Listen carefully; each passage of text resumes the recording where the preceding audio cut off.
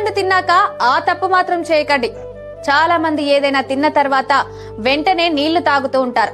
ఇక కొంతమంది ఏదైనా తింటే నీళ్లు తాగకూడదని తిన్నాక ఒక అరగంట తర్వాత నీళ్లను తాగుతారు.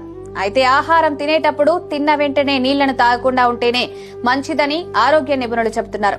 ముఖ్యంగా ఏదైనా పండ్లు తిన్న తర్వాత నీళ్లు తాగితే ఏం జరుగుతుంది? పండ్లు తిని నీళ్లను తాగడం మంచిదేనా? ఏ పండ్లు తిన్న తర్వాత నీళ్లను వెంటనే తాగకూడదు వంటి అనేక వివరాలను మనం తెలుసుకుందాం. ఆయుర్వేదం ప్రకారం పండ్లు తిన్న తర్వాత పొరపాటున కూడా నీళ్లు తాగకూడదు. అటువంటి పండ్లలో మొదట చెప్పుకోవాల్సింది అరటి పండు.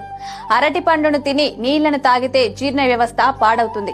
అరటి పండు తిన్న తర్వాత నీళ్లను తాగడం వల్ల టాక్సిక్ ఎఫెక్ట్ కూడా వచ్చే ప్రమాదం ఉంది.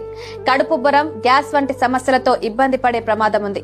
ఇక సిట్రస్ పండ్లను తిన్న తర్వాత కూడా వెంటనే నీళ్లను తాగడం మంచిది కాదు.